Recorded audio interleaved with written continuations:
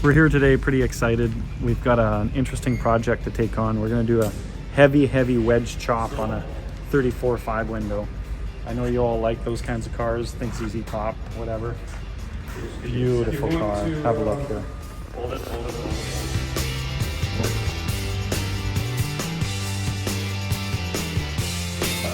Come on. You can't have it.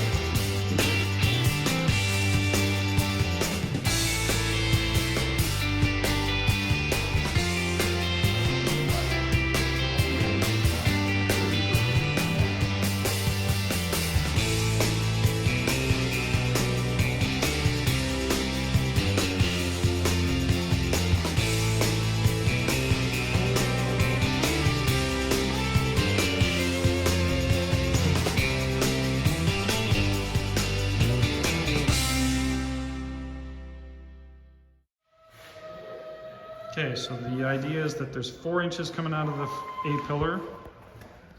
We figure that means there's going to be 16ths. Yes, 4 and 11/16. 3 11/16 right here. And then we're going to take out 3.5 at the back. We're going to do something we've never seen before. The client wants the window to not be chopped the full 3.5 inches, so it's going to be chopped only 2.5. 2 inches. Okay, yep. And then down here, we're going to try cutting it right along here to avoid having these big cuts that have got a chance of warping. We're going to re-weld them. You can see back here that we're going to have a nice tight edge to re-weld them to. And if we do that, we're going to save a lot of marks in the body. So we're going to do a little cutting.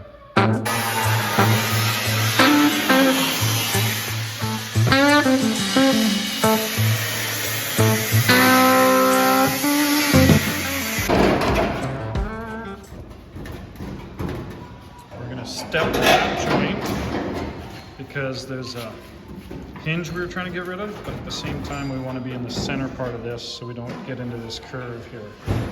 Hopefully that makes sense to you guys.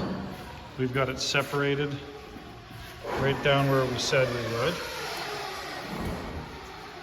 It looks like this lid is coming off before day's end. Little manual saw here. At this point, you can see how cool this wedge is going to look. But you can also see that we have lots of work and figuring ahead of us. You can see that the windshield posts don't even line up. Now, there's 2 reasons for that. We still have to cut the roof in half and lengthen it to make it match up. And we've had lots of discussion with the client. He wants lots of slope in the windshield. I prefer it looking a little bit more stock. And we've come to an agreement to meet in the middle. So we're just going to have to measure the degrees and figure that one out.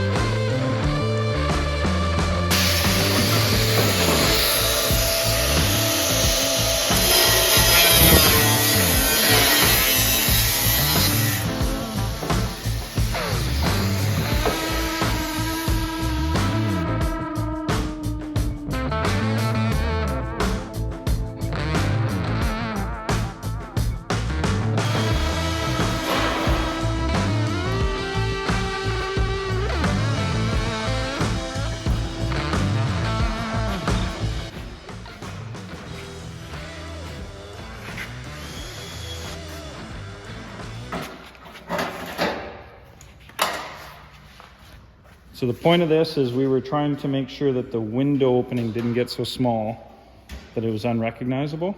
So instead of chopping the 3.5 inches out of there, we only chopped out 2 inches. And now you can see we've got a little transition to fool with. But that shouldn't be bad at all. It's actually looking really, really good.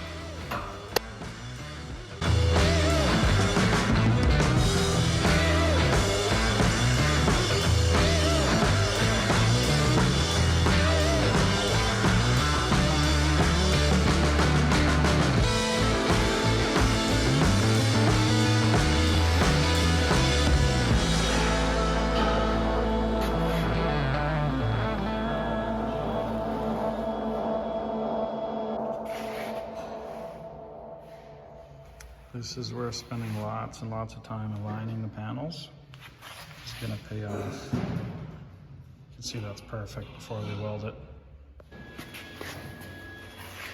Here's where we've cut the A-pillar. We took a big chunk out of here, and now we're just confirming with an angle finder to make sure we're where we want to be. We're looking for 5 degrees. Started out at 62.5. We're looking for kind of 67.5. It's coming. There's the other side done, ready to go. It's really nice. You can see the openings are both really nice. Ready to go back on the car. There's the finished result. Looking really, really nice.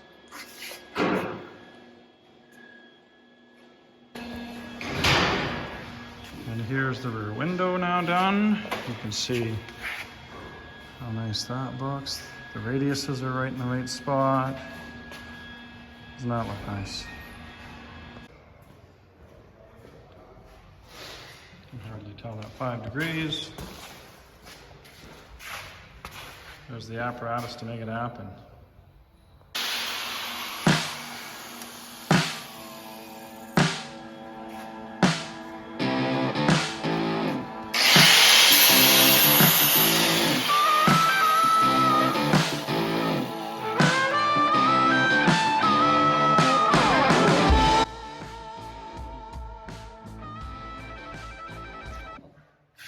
At this stage, we got a small level of commitment. We're actually starting to tack pieces into place so that we can reassemble the roof one more time. It's been on there 4 times, but that's never enough. Here's our issues. Now that we've changed, see the door angle here? And now we've moved the windshield post back to give it a bit of a look. Now this part is still too steep. So we're gonna have to cut right through here, open it up, get it to match up. Here's another problem, now that we're missing 4 inches of car. You see how that drip rail is no longer existing? So we're gonna have to build a drip rail and just kind of taper it in at the base here. You can see where that's gonna go, right there. All the little nuances. Every action has a reaction.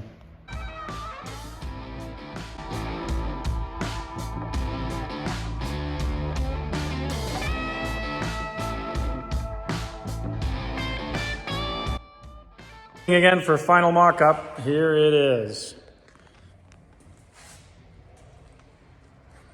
You can see we've got the roof height right along the windshield. We're happy with the angle of the windshield. And then back here you can see I've already welded up this section. So the B pillar's already done. We've got a lot to work to do on the C pillar. And I've also done the rear window. But it's coming along really nice and has a super, super look to it. We're happy with that. So now we're gonna make patch panels to fill in holes. And we're gonna start really fooling around with this super ugly front end here and make it super nice. And I'm just the helper in this particular project, so I'm gonna let Gary do all this tricky stuff. I'm gonna let him continue to be the lead in it. You can really see here how we've had to cut a chunk out of there to lean the post back.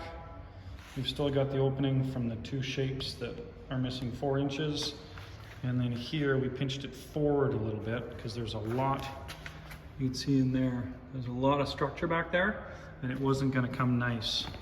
So we'll have a little bit of work to do there. You can clearly see the overlap here is two different shapes. We'll have to custom make that shape.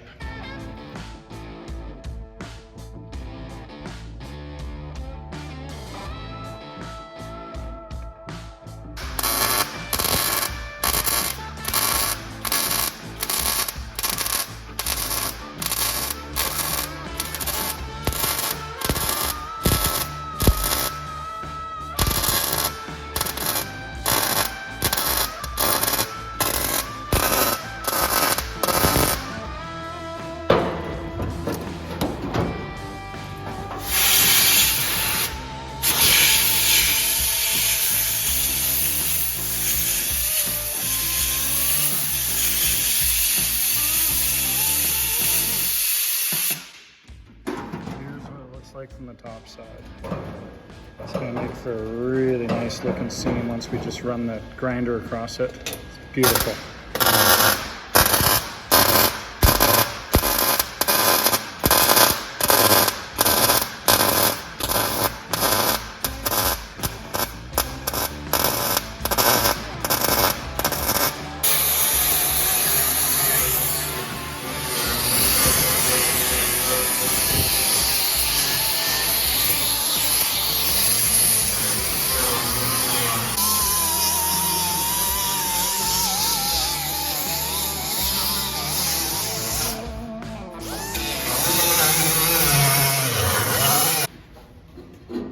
So here's the big advantage to what we came up with for the chop. Typically you got sectioning here all over in the roof, and then a bunch of welding, and then a bunch of shrinking, hammer and dolly work. Because we slid the roof down and we used this main body line, this panel was strong, this panel was strong. They fit like a glove before Gary started to weld them. And look at the result after that. It is really, really a dynamite way to do it. It looks factory. You can hardly tell it was welded. You can tell a little bit more here where there was some factory lead. We had to work around it because that's not great metal shaping from the factory, but everything else that we did, look at that. It's just fantastic. Can't wait to put a real roof on it. Here's what the welds look like from the inside. So you can see, very, very simple. Little ingenuity. A couple guys that haven't done this a lot, like the old school, and maybe we got a better result.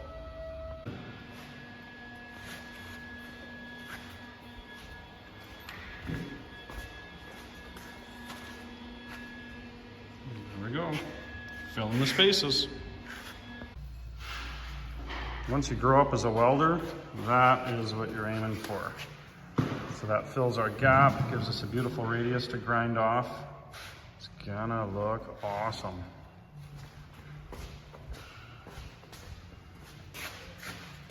And that to the other one.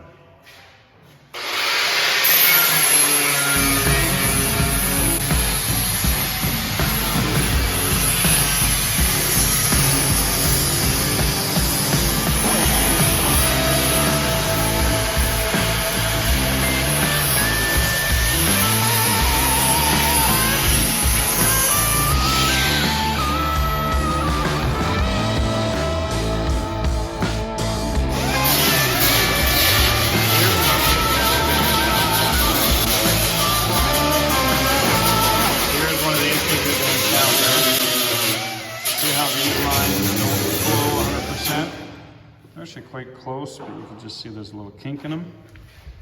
And here's what Gary's done to correct that. Now you can see they're nice and round. Basically put a little vertical cut and a little vertical cut. Opened up both surfaces so they met nice. And there it is.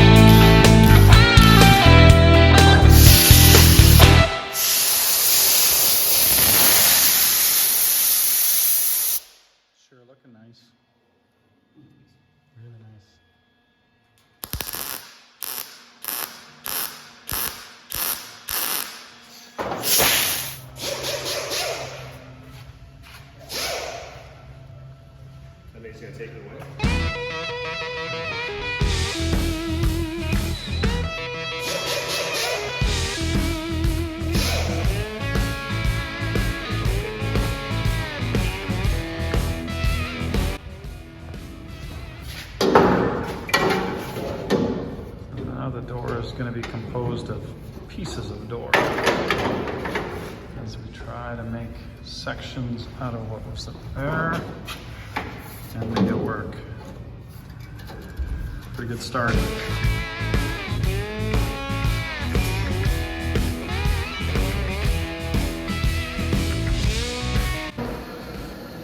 There's what the jigsaw puzzle looks like. You can see where the old hinge was, and you can also see the gap gets quite a bit bigger.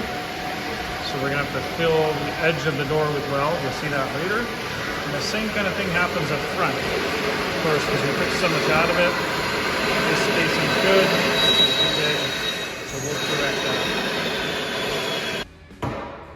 And there it is, really nice gaps. Everything's looking good, and there's that beautiful chopped profile.